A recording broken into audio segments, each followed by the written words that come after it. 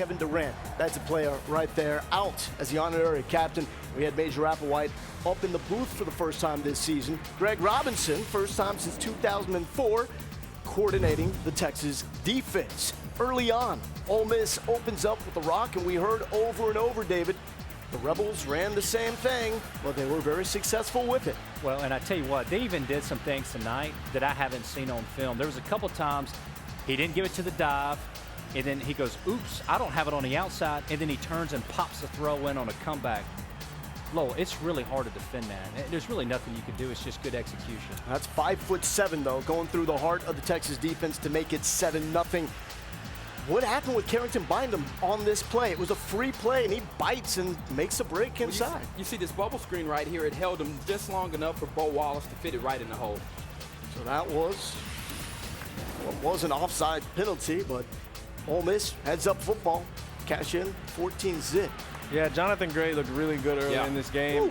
Quick feet, breaking tackles, and running hard. So this is the second drive after they lost yardage on the first drive of the game. Jonathan Gray, there he is, breaking free, getting some of those extra yards, get into the red zone. 2nd and 12, little screen action. Mike Davis, who had a big third down conversion on this drive as well, cashing in. That's a great play design. It's not easy to throw touchdown passes here in the red zone. Throw a little easy screen like this, let Mike Davis do the rest. That was a great play call. Put him up. Touchdown number 4 for Mike Davis. Second quarter, more tough running. Third down, 2 yards. Joe Bergeron, he's going to get that, but then we've got the injury issues. Josh Cochran running off the field. 3rd and 8 in the red zone. Put it up for the Magic Man. See, guys, I tell you, and part of the reason they had red zone issues today is because you didn't have that strong arm. And I'm not here picking on Case, but I'm telling you, when you're in a red zone, plays got to happen in a hurry. There's not as many holes there in the red zone. You got to put those things on the money. Hey, give it up to the defense responding. 4th and 4, that's Ced Reed. He just finds ways to make plays, and that kid is really starting to understand how to play football from the edge. And I thought in the first half, as the defense started to get used to what Ole Miss was doing, that they really started to play well. So you got these perimeter throws. We call that the Shipley shake. Oh, Jackson breaking ankles. Really good series here, though, for Jackson Shipley. We also saw him blocking, and then eventually it leads to runs like this for Jonathan Gray. And once again, Texas knocking on the door. Jay Gray bounced me outside and gave me the touchdown. Yeah, that was impressive. You know, we've seen earlier Jay Gray going up inside and not really having big runs here. He feels the pressure inside, bounces outside, and gets into the end zone. 7 plays, 69 yards, and Texas takes the lead. Oh, no!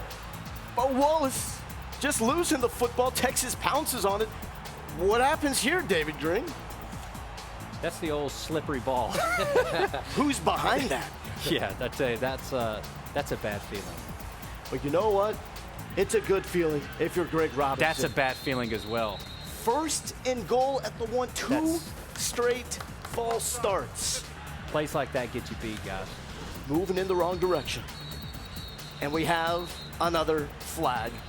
Move it back. 5 more. Easy, boys. Easy. Texas would have to settle for a field goal. 2nd and 7, 11 seconds left. This is what's controversial about the targeting call. It's ruled targeting on the field. Every targeting call is reviewed. Adrian Phillips initially ejected for the game, so they look at this, they say it's not targeting, they reverse the ejection, but you still get the 15 yards. Yeah, and this puts them in field goal range, and that's a tough call. The way the receiver caught the ball and put his head down, absolutely, you would think the flag should have been. Yeah. It was 23 straight points until that late field goal. Bo Wallace showing off the versatility. We saw balance, David, from this Ole Miss offense. Absolutely, and it's scary. I'm telling you, plays like that, 3rd and 3, he just moves the chains, and he's done it all season long, and he did it again tonight. He's a big boy. 3rd and 7 on the rope, and the freshman getting involved with Quan Treadwell from the inside. Texas is trying to come up with some answers. All the momentum they had taken away like that. Ole Miss opens up the second half with touchdowns on their first 2 drives. The response, well, Ole Miss showing why they're known as the Land Sharks, coming up to make the hit. 3rd and 7, A lot of third and longs for the second straight week for this Texas offense. That's because the balance was gone. We talked about the first half. Hey, Case did a great job of taking what they gave him. He turned around, throw it down the line. They had a running game going. Second half, the running game was non-existent.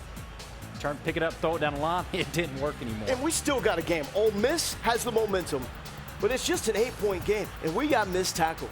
And Jeff Scott, he's slippery. If you get him some help, he'll also go the distance. This looks like his game-winning run that he had against Vanderbilt in week number 1. But this is off the punt. He gets one touch, one chance. They had done a great job all night punting away from him. And you heard Coach Brown say, the one time you kick it to this kid, he's this special. And so he makes some moves. The next thing you know, he's out with that world-class speed, and it's hard to catch that kid when he gets going.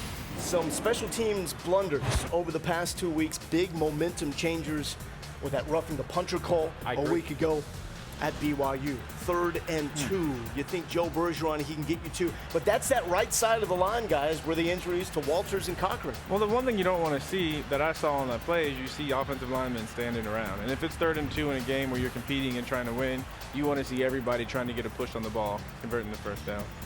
Want to see some fight. And what a great throw and catch there. Yeah, it was. Got that sidearm. Little gunslinger action. That was nice. And he's going to Jackson Shipley, the familiar connection for Texas fans. And what goes around comes around. Malcolm Brown gets into Case McCoy. And the thing is here, guys, you still got a chance to pounce on that ball. It looks like Malcolm's got this football after the problem, but Ole Miss just rips it away. Lots of problems on this play, David. Yeah. There were clearly lots of problems. I don't know if they were trying to run it or they were trying to hand it off. And then here's old Jay Scott again doing what he does best. There's a reason he was second in the SEC going into this game with average yards per carry, 10.4. And I think it's probably increased tonight. And actually, slightly decreased. Slightly. 8.6 on the night, but I think Jeff Scott will still take yardage like that. Yeah, watching this defense in the fourth quarter, they look tired. The angles and the aggressiveness that they were playing with in the first half is not there anymore. But you mentioned the short drives from the Texas offense also contributed to that. And that's something that we heard a week ago. Matt Brown pointed out that they didn't give their defense much help by not being able to sustain drives in the running game, a problem for it. So in 2 straight weeks now, Texas getting gashed on the ground and not getting much on the ground when they needed it to try to really control the pace of the game. Ole Miss wins 44-23.